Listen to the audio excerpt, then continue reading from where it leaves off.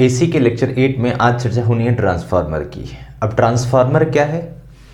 तो एक ऐसी डिवाइस जो कि ट्रांसफॉर्म करे वोल्टेज और करंट को। किस फॉर्म में? यानी एक फॉर्म से दूसरे फॉर्म में। फॉर्म क्या है? अब आपको पता है कि जैसे वोल्टेज में आपने सुना है कि आपके पास 10 वोल्ट आ रहा है घर की सप्लाई, या 15 वोल्ट आ रही है, 20 वोल्ट आ रही है, और आप चाह रहे हैं कि वो 20 वोल्ट या 40 वोल्ट में कन्वर्ट हो जाए। यानी अगर आप ये चाहते हो कि घर की आने वाली सप्लाई 220 वोल्ट चार्जर के अंदर 10 वोल्ट में ट्रांसफॉर्म हो जाए। आप एक चार्जर यूज़ कर रहे हैं जो 10 वोल्ट पे काम कर रहा है या 5 वोल्ट पे काम कर रहा है। आप चाह रहे हैं कि ये 220 10 वोल्ट की ऑफरिंग करने लग जाए, या फिर आप चाह रहे हैं 10 वोल्ट 220 करने लग जाए। आप जानते हैं कि आपकी लाइन, एक मान लो आपके पास इलेक्ट्रिकल लाइन आ रही है और इसमें 10 एम्पियर की करंट आ रही है। आप चाहते हैं कि 2 एम्पियर की करंट ट्रांसमिट होने लग जाए। तो आप इसके लिए जिस डिवाइस का यूज़ करते हैं, खासकर वोल्टेज के ट्रांसफॉर्मेशन के लिए, उसी डिवाइस का नाम है ट्रांसफार्मर। नीड क्या है, क्यों हमें ट्रांसफार्मर की रिक्वायरमेंट पड़ी? तो एक तो ये है कि हाई से लो वोल्टेज यूज़ करना।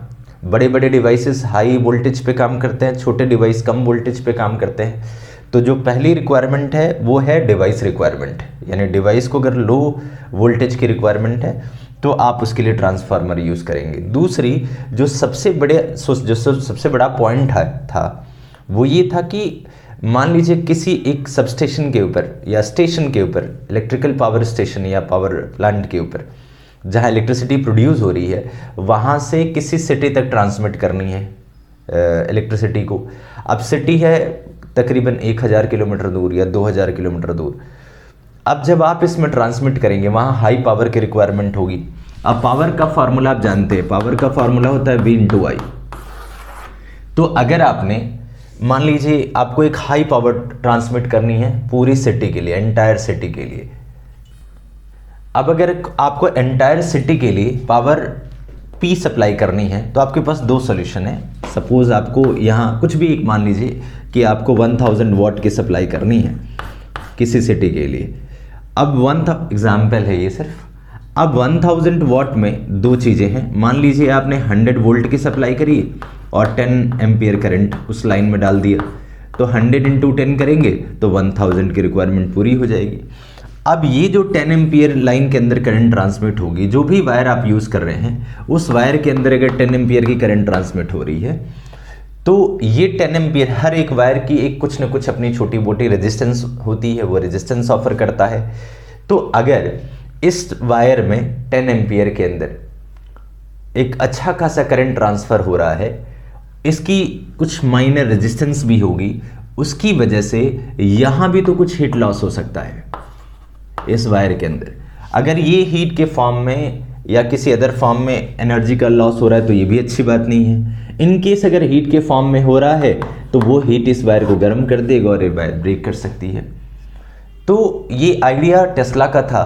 उन्होंने ये कहा था कि अगर आप ऑल्टरनेटिंग करंट के थ्रू किसी ट्रांसफार्मर को यूज़ करके इसी सेम पावर सप्लाई को सेंड करना चाहते हो तो आपके पास एक अच्छा ऑप्शन ये है, क्योंकि अगर आपको कांस्टेंट V सप्लाई करना है तो क्यों ना आप I को घटा दो और V को बढ़ा दो। अगर आप V को बढ़ाते हो तो I ऑटोमेटिकली घट जाएगा।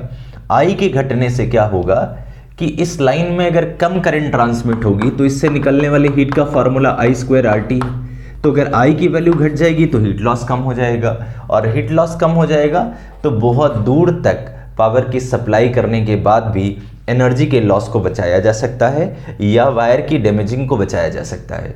ये थॉट था टेस्ला का उस वक्त। ये एक बहुत बड़ी स्टोरी भी है, जो रिवोल्यूशन है जो टेस्ला ने एसी को प्रमोट किया था ताकि हम ट्रांसफार्मर यूज़ कर सकें और वोल्टेज को अप एंड डाउन कर सकें, ट्रांसफॉर्म कर सकें। आपको पता है वोल्टेज ट्रांसफॉर्मेशन म्यूचुअल इंडक्टेंस के थ्रू पॉसिबल है। उसके लिए अल्टरनेटिंग करंट यानी एसी की मेथडोलॉजी की ज़रूरत पड़ती है, जो कि इस ट्रांसफॉर्मेशन का बेसिक प्रिंसिपल भी है, लेकिन उसकी चर्चा खैर बाद में करेंगे। अभी मैंने सिर्फ इतना बताया कि अगर आप वोल्टेज ट्रांसफॉर्म कर दो, मतलब मैं एक एग्जांपल दूं कि अगर आपको किसी काम को 10 लोगों को मिल करके करना है, तो या मान लो आपने 10 लोगों को 10-10 रुपए दिए और 10 लोग जा रहे हैं उस 10 रुपए की सप्लाई करने कहीं।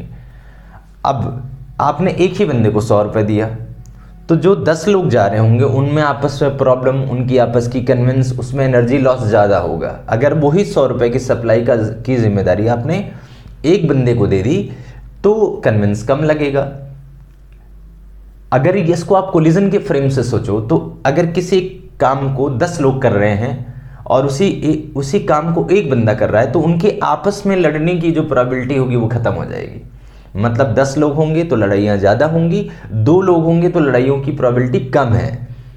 मतलब ये इंटरनल रेजिस्टेंस और उसकी वजह से होने वाली एनर्जी लॉस के बारे में मैं आपको बता रहा हूँ। तो ऐसे ही किसी वायर में अगर आप कम करंट, आपके पास 2 चॉइस है, नंबर ऑफ चार्ज घटा दो और हर एक चार्ज को एनर्जी ज़्यादा दे दो, चॉइस नंबर 1, या फिर हर एक चार्ज को एनर्जी कम दो और खूब सारे चार्जेस कर दो। अब खूब सारे चार्जेस का मतलब खूब सारी इंटरनल कोलिजन, यानी खूब सारा रेजिस्टेंस ऑफरिंग, यानी कि खूब सारी हीट लॉस।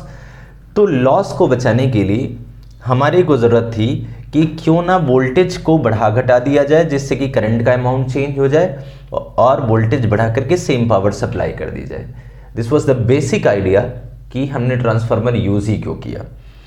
ऐसी बहुत सारी एप्लीकेशन है जिसकी चर्चा हम लोग करेंगे, लेकिन मेन ट्रांसफार्मर क्या है जो वोल्टेज को ट्रांसफॉर्म करता है, कैसे करता है ये अगला पार्ट है। लेकिन आपको आई होप आप बेसिक बात समझ आ गई आपको कि ये हो क्या रहा है। सो फाइनली अगर हम डेफिनेशन की बात करें कि ट्रांसफार्मर की बेसिक डेफिनेशन क्या है, तो आप ये कह सकते हैं कि electrical device which is use to convert an AC at low voltage into high voltage और high voltage into low voltage, मतलब वाइस वर्सा। मतलब एक ऐसे डिवाइस जो ऑल्टरनेटिंग करंट को जो कि लो वोल्टेज पे उसको हाई में कन्वर्ट करे या फिर हाई को लो में कन्वर्ट करे, उसे ही आप क्या कहते हैं, ट्रांसफार्मर। ये बेसिक डेफिनेशन हो गई ट्रांसफार्मर की। तो सबसे पहली बातचीत तो बेसिक डेफिनेशन की है, आप समझ गए थे, डेफिनेशन भी आपने आई होप नोट कर लिया। इसके बाद मैं आपको बताऊं कि ट्रांसफार्मर बेसिकली 2 तरीके का है, 2 टाइप के ट्रांसफार्मर है। पहले को आप कहते हो स्टेप अप, दूसरे को आप कहते हो step down. So step up क्या करता है, ये दोनों टाइप के ट्रांसफार्मर में स्टेप अप लो वोल्टेज को हाई में कन्वर्ट करता है, जैसे इसका नाम है स्टेप अप। स्टेप डाउन की बात करें तो ये हाई वोल्टेज को लो वोल्टेज में कन्वर्ट करता है। ये 2 तरह के ट्रांसफार्मर हैं, दोनों की सेटिंग हम की चर्चा होगी कि आखिर स्टेप अप कैसे अचीव करना है, स्टेप डाउन कैसे अचीव करना है। लेकिन आपको ध्यान रखना है ये 2 टाइप के ट्रांसफार्मर हैं। अब बात करते हैं कि ट्रांसफार्मर का बेसिक प्रिंसिपल कैसे है और वो कैसे काम कर रहा है। सो अगर इसके वर्किंग प्रिंसिपल की बात करें तो म्यूचुअल इंडक्शन के ऊपर बेस्ड है। आपको क्या करना है, आपको पता भी है कि म्यूचुअल इंडक्शन का मतलब होता है जब एक कॉइल के अंदर आप इनपुट दें, ऐसे ऐसे मान लीजिए आपने यहाँ ऑल्टरनेटिंग AC इनपुट दिया, यहाँ से इसके अंदर लगातार करंट की फ्लक्चुएशन हो रही है, उस फ्लक्चुएशन की वजह से एक रिवर्स EMF इंड्यूस हो रही है, यानी यहाँ फ्लक्स का चेंज हो रहा है। ये फ्लक्स का चेंज इसके नेबरहुड कॉइल के साथ, यानी जो पड़ोस में कॉइल है नेबरिंग कॉइल, इसके साथ भी एसोसिएट हो रहा है, क्योंकि मैग्नेटिक फ्लक्स जो इसके साथ लिंक होगी थोड़ी बहुत इसके साथ भी होगी। अब इसकी जो लिंकिंग होगी वो लिंकिंग की वजह से यहाँ फ्लक्स का चेंज, उस फ्लक्स की चेंज की वजह से यहाँ करंट इंड्यूस हुआ, यानी कि इनपुट में करंट देना है और यहाँ इंड्यूस होना है, यानी कि म्यूचुअल इंडक्शन। ये वर्किंग प्रिंसिपल है ट्रांसफार्मर का। और ज़्यादा अच्छे से ये इसकी फंक्शनिंग को समझने के लिए मैं आगे और भी बता दूं कि ट्रांसफार्मर का जो बेसिक सेटअप किया जाता है वो 2 तरीके से करते हैं। एक को कहते हैं कोर टाइप और दूसरे को कहते हैं शेल टाइप। ये 2 तरीके से ट्रांसफार्मर को डिज़ाइन किया जाता है। तो कोर टाइप और शेल टाइप कैसे काम करता है वो एग्जैक्टली दिखाता हूँ मैं आपको। सो ये 2 तरीके के अरेंजमेंट है, एक को कहते हो कोर टाइप और दूसरा होता है शेल टाइप। कोर टाइप की अरेंजमेंट बेसिकली जैसे एक सॉफ्ट आयरन कोर लिया और इस कोर के अंदर आपने किया क्या, यहाँ से एक इनपुट दे दी और आपको पता है कि जो भी यहाँ इनपुट में AC इनपुट के अंदर जो भी फ्लक्स का चेंज होगा वो इस सॉफ्ट आयरन के थ्रू होता हुआ 100% कैप्चर हो जाएगा और ये कैप्चर होकर के इस आउटपुट के क्रॉस भी ट्रेवल करेगा। जैसे ही इस फ्लक्स के अंदर सेकेंडरी कॉइल, देखिए इसमें 2 कॉइल हैं, इस कॉइल का नाम है प्राइमरी कॉइल, जिससे आप इनपुट दे रहे हो इसका नाम है प्राइमरी कॉइल, और जिससे आपको आउटपुट मिल रहा है इसको आप कहते हो सेकेंडरी कॉइल। Secondary coil. तो अभी आपको क्या करना है, प्राइमरी कॉइल में इनपुट देना है, इसमें फ्लक्स का चेंज होगा कुछ ऑल्टरनेटिंग ईएमएफ की वजह से, ये फ्लक्स का चेंज सेकेंडरी कॉइल से लिंक हो जाएगा और जैसे ही यहाँ फ्लक्स का चेंज हो गया इसमें ईएमएफ इंड्यूस होगी और वो आपको आउटपुट मिलेगा। तो मतलब को एक आयरन की कोर बनाना, उसके दोनों साइड इनपुट और आउटपुट प्राइमरी और सेकेंडरी को ऐड कर देना, ये कोर टाइप है। दूसरा है शेल टाइप। शेल टाइप में आपको क्या करना है, एक रखना है और उसके अंदर दूसरे वाले को डाल देना है, जैसे म्यूचुअल इंडक्टेंस में हमने देखा था। तो अभी म्यूचुअल इंडक्टेंस में ये दोनों कैटेगरीज की थी। यहाँ क्या है, इस प्राइमरी कॉइल का जो फ्लक्स है वो एंटायरली उसके अंदर ही सेकेंडरी होने की वजह से यहाँ भी फ्लक्स की लिंकेज अच्छी खासी मिलेगी। तो आप ये दोनों तरीके का सेटअप कर सकते हो, कोर टाइप भी देखने को मिलता है और शेल टाइप भी देखने को मिलता है। यहाँ प्राइमरी और सेकेंडरी आपस में एक दूसरे के अंदर ही प्रेजेंट है। खैर, अरेंजमेंट की चर्चा करनी थी, इसीलिए मैंने बताया कि ये दोनों तरीके की अरेंजमेंट ट्रांसफार्मर में देखने को मिलती है। अब अरेंजमेंट चाहे जिस भी तरीके का हो, मेन मुद्दा है इसकी वर्किंग, कि इनपुट क्या देना है, आउटपुट क्या देना है, किस तरीके से काम करना है। तो मैं इसको हटाता हूँ और फाइनली किसी भी एक सेटअप में इसकी क्या वर्किंग है, कैसे काम कर रहा है, ये उसकी चर्चा करते हैं। अब किसी भी एक को, जैसे मान लिया मैंने कोर टाइप ले लिया, कोर टाइप में यहाँ प्राइमरी और यहाँ सेकेंडरी कॉइल। फिलहाल आप एक सिचुएशन कंसीडर करिए कि कोई रजिस्टर नहीं कनेक्टेड है आउटपुट के क्रॉस। अभी फिलहाल ये एसिरीज है, इसके अंदर जो टर्न्स है वो N1 टर्न्स है, सेकेंडरी कॉइल में जो टर्न्स है वो N2 टर्न है। अब आप जैसे ही इसमें AC देंगे तो यहाँ एक रिवर्स EMF इंड्यूस होगी, प्राइमरी कॉइल में एक EMF इंड्यूस होगी। अब कितनी इंड्यूस होगी, तो इंड्यूस्ड EMF की अगर बात करें तो आप कह सकते हैं induced EMF in primary coil कितनी होगी। तो इसका फार्मूला आप जानते हो अच्छे से, क्या फार्मूला है, E1 can be written as equal to negative of N1 d∅dt। जो इंड्यूस्ड EMF है उसका फार्मूला कितना हो जाएगा, N1 d∅dt। अब जो फ्लक्स का चेंज यहाँ हो रहा है सॉफ्ट आयरन कोर के थ्रू जाता हुआ, यहाँ से भी सेम EMF इंड्यूस होगा। तो अगर आपसे पूछा जाए कि induced EMF across secondary coil कितना हो जाएगा, induced EMF across secondary coil, तो सेकेंडरी कॉइल की अगर बात करें तो इसको आप लिख सकते हैं E2 can be written as equal to -N2 d∅dt, क्योंकि यहाँ भी ये जो कॉइल है, कौन सी कॉइल, ये वाली कॉइल, ये भी होने वाले फ्लक्स को चेंज करेगी, अपोज करेगी, तो उसकी वजह से यहाँ भी एक इंड्यूस्ड EMF डेवलप होगा। तो प्राइमरी कॉइल में जो EMF इंड्यूस हुआ वो हुआ E1 is equal to -N1 d∅dt। Secondary coil में जो हुआ वो हुआ N2 d∅ dt। I hope आप ये दोनों समझ आ गया। अब अगर इन दोनों को डिवाइड कर दिया जाए 1 और 2 को, तो आपको इन दोनों का एक रेशियो मिल जाएगा। मैं इसको हटाता हूं। अगर इस इक्वेशन 1 को और इस इक्वेशन नंबर 2 को, इन दोनों का आपस में डिवाइड कर दिया जाए, तो आप ये देख सकते हैं E1/E2 का जो फार्मूला आ जाएगा, d∅ कॉमन है तो आ जाएगा N1/N2। ये बेसिक बातचीत है। यानी दोनों में जो EMF इंड्यूस हुई है, दोनों ही कॉइल में रिवर्स EMF इंड्यूस हुई है, इस इंड्यूस्ड EMF का फार्मूला का जो रेशियो आया है वो E1/E2 N1/N2 के ठीक बराबर हो जाएगा। ये इंपॉर्टेंट रिलेशन आपको ध्यान रखना है। आगे बढ़ने से पहले यहाँ एक और बात समझिए, वो आपके लिए ज़रूरी होता है। जब भी आप प्राइमरी ट्रांसफार्मर की बात करेंगे, किसकी, प्राइमरी कॉइल की। प्राइमरी कॉइल कौन सा है, जहां आप इनपुट दे रहे हो वो है प्राइमरी कॉइल। तो इसके अंदर अगर मान लेते हैं एक्सटर्नल EMF E है और जो इंड्यूस्ड EMF हुआ है, इंड्यूस्ड EMF वो मान लिया E1 है। पहले तो इसको समझ लीजिए, कई बार यहाँ कंफ्यूजन आ जाती है।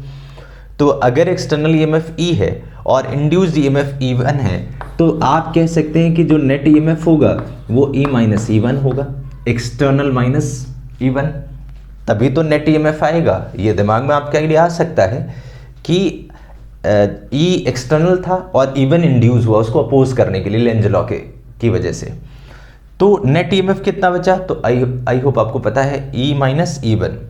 अब ये कहीं ना कहीं नेट EMF का फॉर्मूला V = IR होता है। तो अगर मान लेते हैं प्राइमरी कॉइल के अंदर करंट, आई है, और प्राइमरी कॉइल के रेजिस्टेंस आर है, इसको आप I1 मान लीजिए, I1 ऑब्लिक R। तो I1 इंटू आर ये नेट ईएमएफ को कंसिडर करेगा। अब आपको पता है कि जो R की वैल्यू है वो काफ़ी ज़्यादा छोटी है, 1 से या 0 से काफ़ी छोटी मान सकते हैं। मतलब देखा जाए तो आप ये कह सकते हैं कि प्राइमरी कॉइल की जो रेजिस्टेंस है, रेजिस्टेंस वो ऑलमोस्ट कैसी है, तो रेजिस्टेंस इज अप्रॉक्स 0 यानी कि नेग्लिजिबल। इसको क्या लिख सकते हैं, नेग्लिजिबल लिख सकते हैं। क्यों? क्योंकि जो प्राइमरी कॉइल है वो कॉपर का या फिर ऐसे मटेरियल का लिया गया है जिसकी रेजिस्टेंस काफ़ी कम होती है, तो ऐसे में ये एंटायर अमाउंट क्या हो जाएगा, तो आंसर इज 0 हो जाएगा। सोचिए अगर ये एंटायर अमाउंट 0 हुआ सो E माइनस E1 की वैल्यू हो जाएगी 0। ऐसे में E की वैल्यू E1 के ठीक बराबर ही मानी जाएगी। यानी ये जो E1 आया है यही प्राइमरी कॉइल का इंड्यूस्ड ईएमएफ, ये दोनों आपस में बराबर ही हैं। इसका मतलब क्या रहा, इसका मतलब ये रहा कि जो ईएमएफ इसके क्रॉस अपने को देखने को मिलेगा वो नेट ईएमएफ 0 देखने को मिलेगा, पोटेंशियल डिफरेंस, और जितना ई आप सप्लाई करोगे एग्जैक्टली वो उतना ही रिवर्स में बना देगा। तो वहाँ का काम तो हो गया। अपने को ये मिला कि प्राइमरी कॉइल में ईएमएफ E1 देखने को मिलेगा। अगर आप E सेंड करोगे तो रिवर्स ईएमएफ भी उसके एग्जैक्टली इक्वल E1 यानी E अमाउंट में ही मिलेगा। बस एक अच्छा काम ये हो गया कि जितना ये अमाउंट है उसका एक रेशियो अमाउंट हमें सेकेंडरी में मिल गया। तो प्राइमरी में हमने दिया और वो सेकेंडरी में आ गया। This is the link.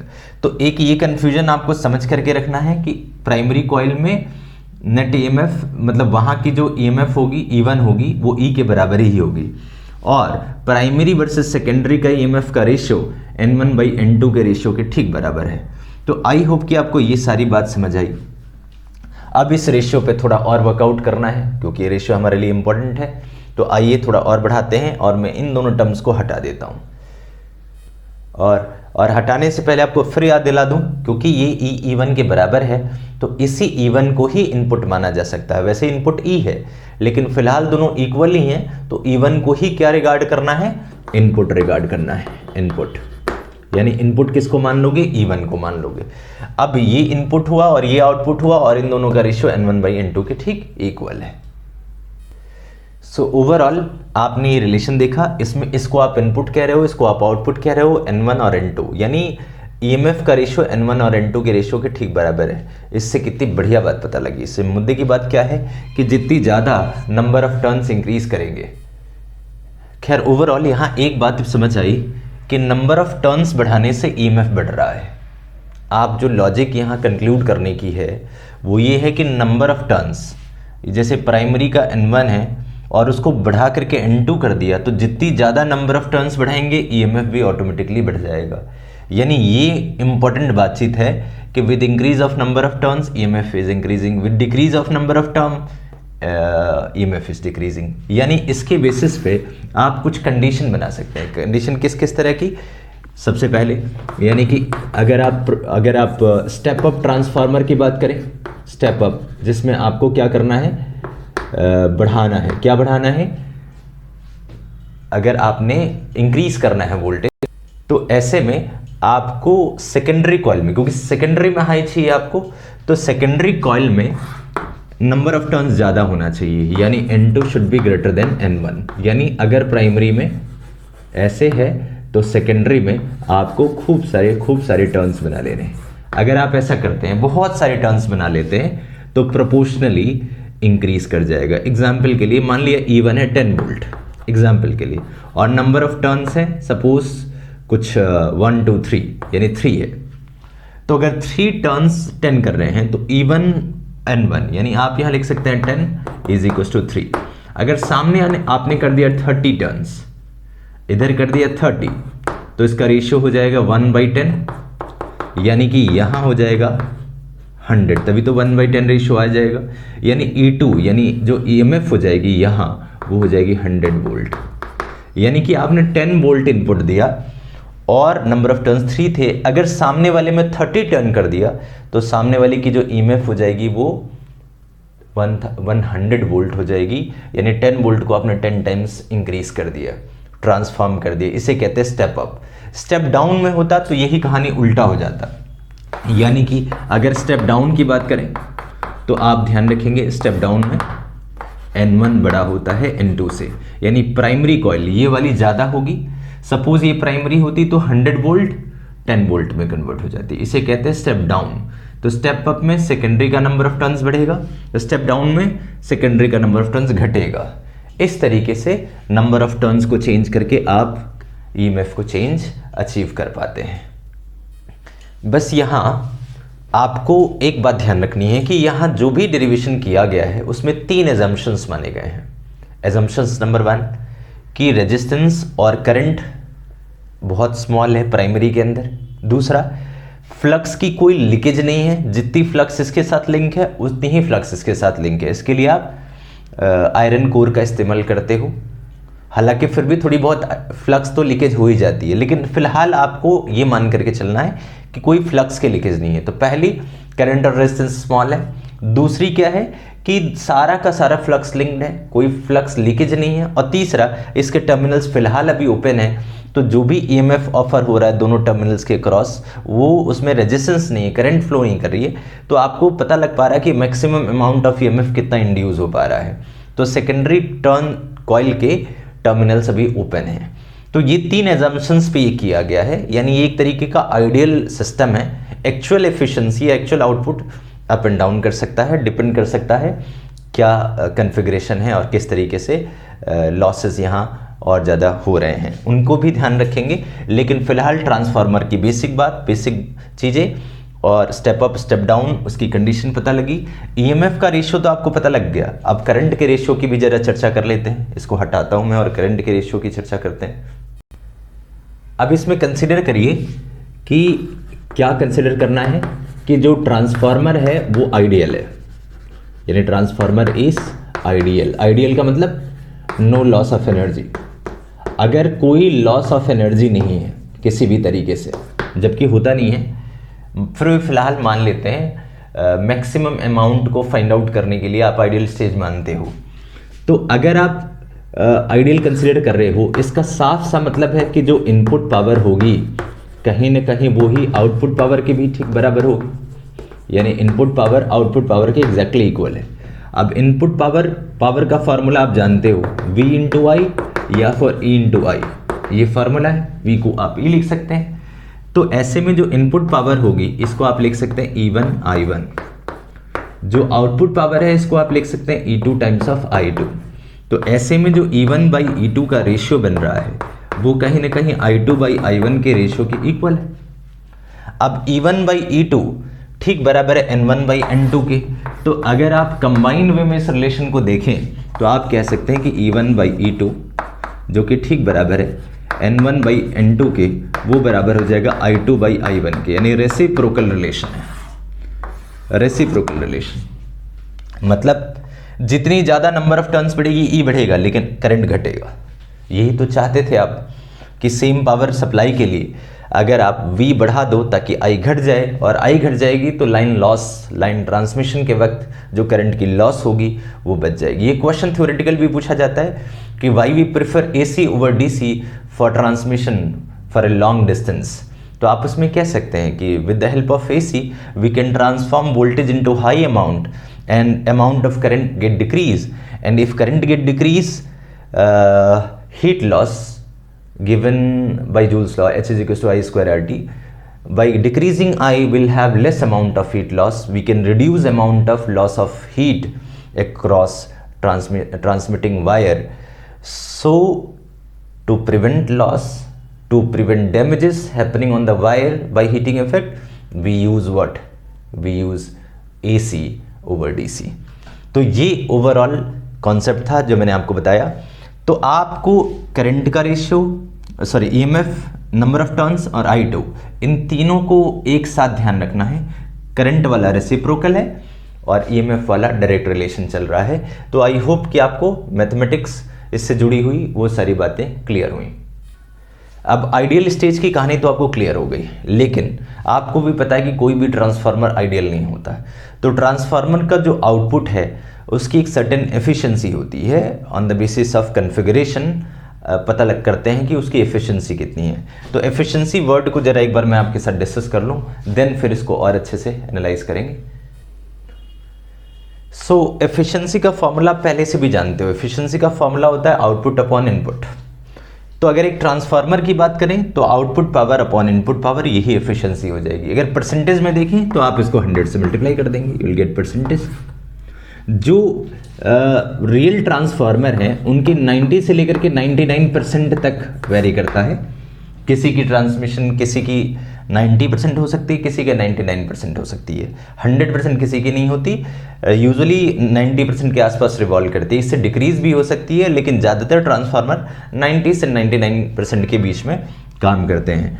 तो अब क्या है, इसका मतलब साफ साफ ये है, मान लिया किसी की ट्रांसमिशन की किसी की एफिशिएंसी है 90% मान लीजिए, तो अब क्या होगा, आउटपुट पावर का फॉर्मूला आप जानते हैं कैसे।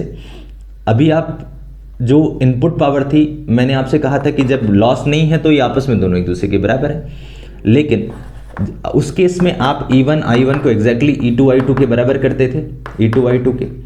लेकिन अगर मान लिया किसी की एफिशिएंसी ईटा है या फिर 90% है, अभी फिलहाल ईटा ही मानते हैं, तो अब आप E1 I1 को I2 के बराबर नहीं करेंगे। अब क्या करेंगे, ये इनपुट पावर है, इनपुट पावर को ईटा से मल्टीप्लाई किया तो आउटपुट पावर आया, यानी E2 I2 ठीक बराबर होगा eta times of E1 I1, ठीक बराबर होगा E2 टाइम्स ऑफ I2 के। एक्चुअल सिनेरियो अब यहां से बनेगा, यानी जितनी ईटा पता होगी उसके अकॉर्डिंग आप आउटपुट पावर को बराबर करेंगे। Eta times of E1 I1 E2 I2 के ठीक बराबर होगा। इसका सेंस साफ साफ है। अगर मान लिया किसी का 90% है तो 90/100 टाइम्स ऑफ E1 I1 ठीक बराबर होगा किस चीज़ के, E2 टाइम्स ऑफ I2 के। अब इस रेशियो को आप और भी अच्छे से लिख सकते हो, कुछ चीज़ें यहाँ भेज सकते हो, कुछ चीज़ें यहाँ, यानी 90/100 times of E1 upon E2 ठीक बराबर हो जाएगा I2 अपॉन I1 के। तो ये रेशियो भी आपको पता होना चाहिए। एक्चुअल ट्रांसफार्मर के अंदर आपको हमेशा ये रेशियो गिवन होगी और इस रेशियो के अकॉर्डिंग आप ये बनाएंगे। रेशियो ये नहीं कि E1 by E2 I2 by I1 के डायरेक्टली इक्वल हो गया, नहीं, इस रेशियो के साथ ही रेशियो मेंटेन होगा। तो इसका आप ध्यान रखेंगे वेल सॉल्विंग न्यूमेरिकल। तो ये हुआ एफिशिएंसी के रिगार्डिंग बात, और रेशियो में जो आपको रेक्टिफिकेशन करनी है आपको वो भी पता लगा। अब यहाँ एक कॉमन क्वेश्चन आता है कि आखिर ये जो लॉस हो रहा है एनर्जी का, जिसकी वजह से आउटपुट पावर इनपुट के बराबर नहीं है, वो किन किन वजहों से हो रही है।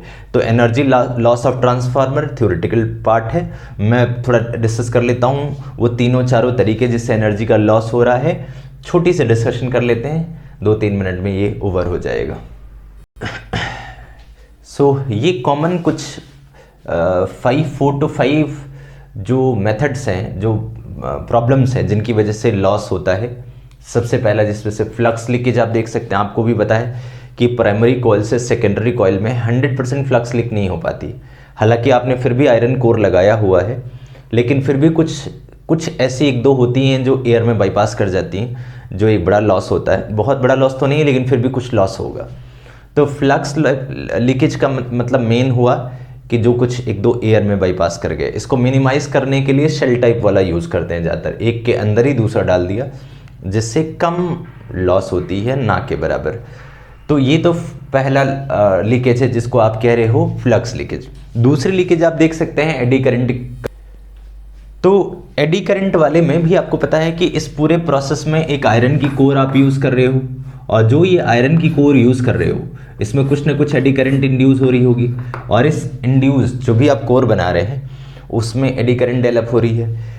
तो अब उसकी वजह से भी ट्रांसफार्मर में लॉस होता है। उसके लिए जो भी आयरन कोर का इस्तेमाल करते हैं, उस आयरन कोर में टॉप वाले हिस्से को थोड़ा कट जैसा स्ट्रक्चर बना देते हैं। इसको बनाने से सरफेस की, जो आयरन कोर की जो सरफेस है उसका लेंथ काफ़ी इंक्रीज कर जाता है, जिसकी वजह से रेजिस्टेंस बढ़ जाती है। इसकी वजह से एडी करंट कम हो जाती है। तो कोर को हमेशा से इस जॉज जैसा शेप का बनाया जाता है ताकि सरफेस एरिया यानी सरफेस लेंथ इंक्रीज हो जाए, लेंथ से रेजिस्टेंस से एडी करंट मिनिमम।